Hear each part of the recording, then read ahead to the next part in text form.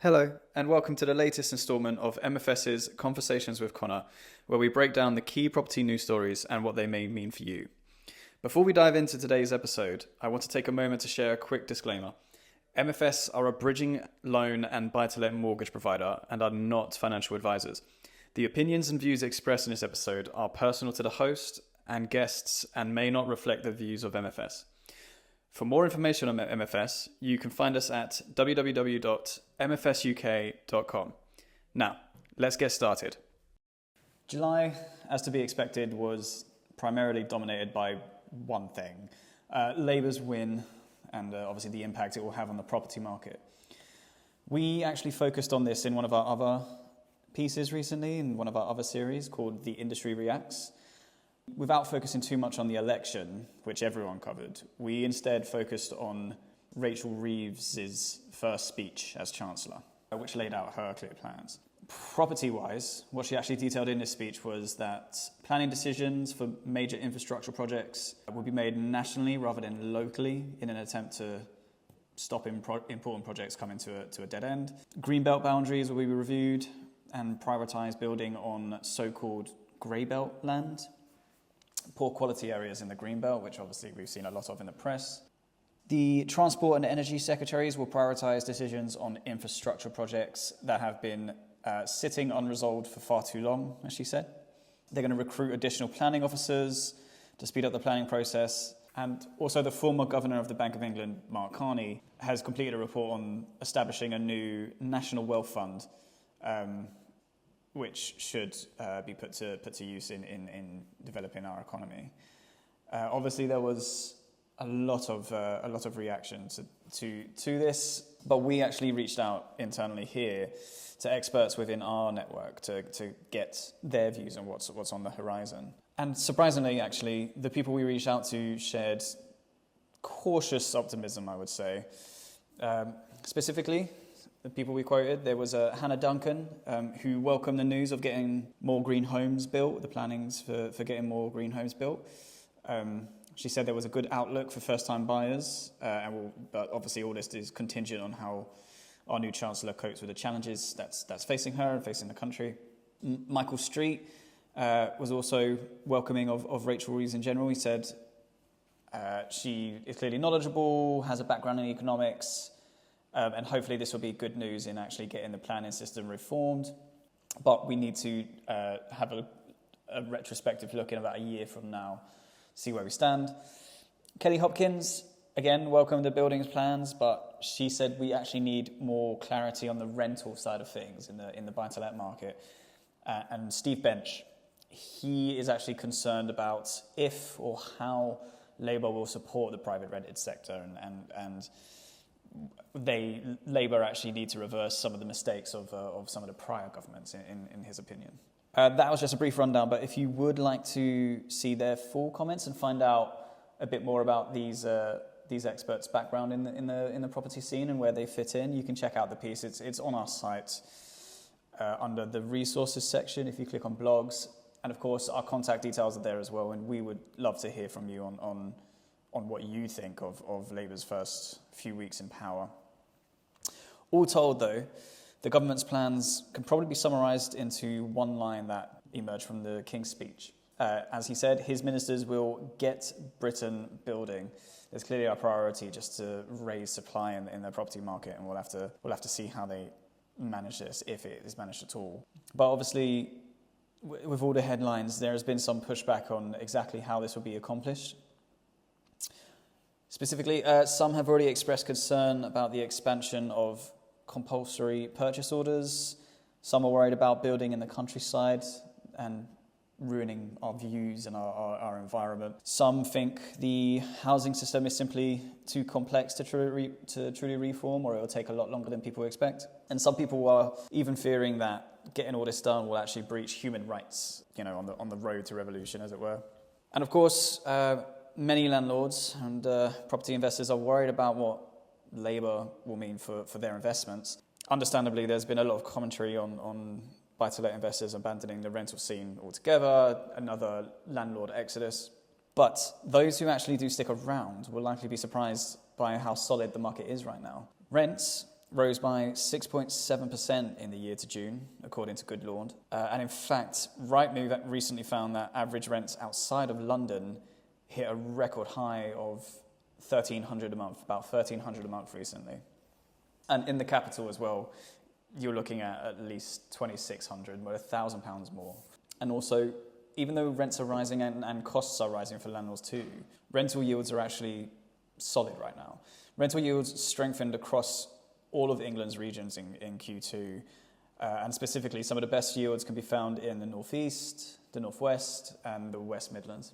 And surprisingly, these rises haven't had a detrimental impact on demand either from the renters' side. Zero Deposit revealed in July that tenant demand for rental homes jumped by 1.5% between Q1 and Q2.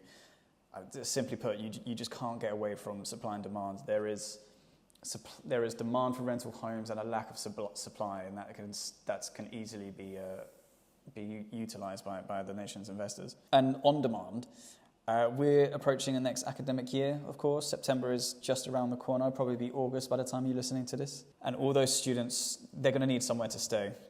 Knight Frank reported that UK purpose-built student accommodation investment hit £2.45 billion in the first half of 2024. That's obviously an incredible rise. But even with that increase in investment, fewer than 17,500-ish new purpose-built student beds are expected to be added to our stock for the coming academic year, 2024-2025. So obviously, landlords who would be willing to get involved here, maybe bring more stock to the student housing market, are likely to be received by some very grateful undergraduates out there. House prices are actually being driven upwards where rental demand is high as well, by as much as 33% according to Benham and Reeves. And specifically, the northern regions are benefiting most from this, which shouldn't be too surprising given how expensive the property market can be in the southeast. And there are some great student towns in the north, Manchester University obviously being one of the biggest ones in the country. And additional research from Knight Frank also showed that buyers in the housing market are increasingly seeking energy-efficient homes as much as possible. And this is worth noting as green homes tend to have higher values, tend to see their values increase when they're made greener. But that's not all at the moment. There are a few other elements that are proving quite popular. New builds are still proving very popular. Demand is up 0.8% in the past quarter. And specifically, Britain's strongest new build demand hotspot is Southampton, where 44% of all listings have already been sold. And that's followed by Bournemouth, Newport, Sheffield and Plymouth. It's also worth noting that new builds tend to have high EPC ratings from the get-go, which can save investors a lot of heartache in trying to get old stock up and running. We're still in the summer. We're sadly approaching the autumn months, but it is still sunny out there. And summer editions are, according to recent research, proving to massively boost values across the market, and specifically properties with added balconies tend to add just over £9,000 in added value. Other features that are proving popular are bifolding doors, landscape gardens, or patio and decking, and all those features can add several £1,000s to a property. So that's worth thinking about if for any refurbishment plans that might be out there. And on the other side of that coin, some of the biggest issues that are annoying sellers right now, apparently, are slow conveyancing, inactive industry professionals, poor communication, and delays in the chain. And so that's what's going on in the market right now. That's what's proving popular across the board. But obviously, we've still got the rest of the year ahead of us. And looking ahead, there's plenty to keep an eye on. So the focus was probably going to be on getting builders building over the next months and going into 2025.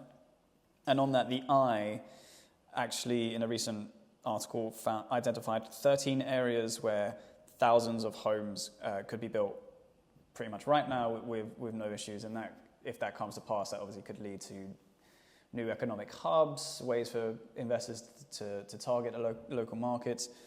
And specifically, pretty much they said large cities across the UK whether that be Manchester, London, Liverpool, Birmingham, they all could have a surprising amount of houses built.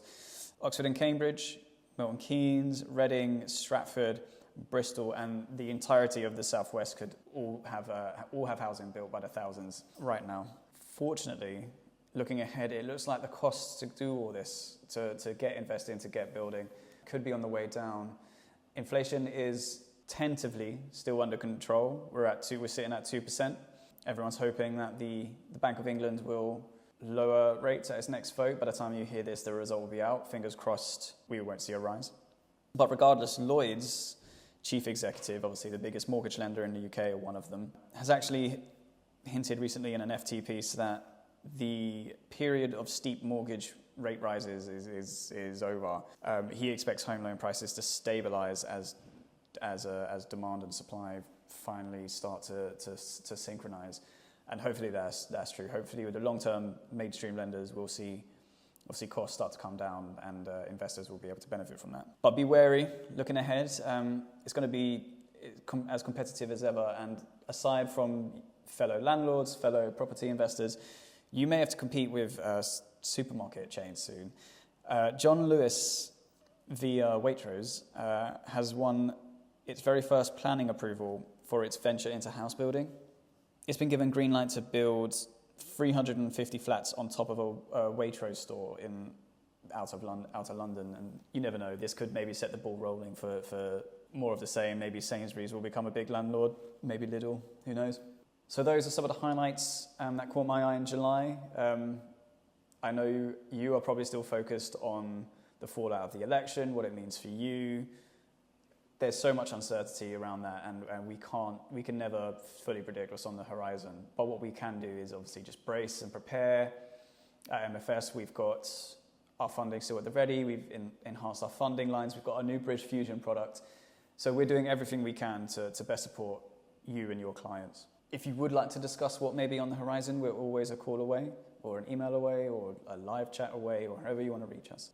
As always, I hope you found this informative. If you have any feedback, please feel free to let us know. And I will see you in August. Take care. If you enjoyed this episode, don't forget to subscribe, like, and share. You can access our previous episodes in all the usual places, as well as on our website at www.mfsuk.com/podcast. See you next time.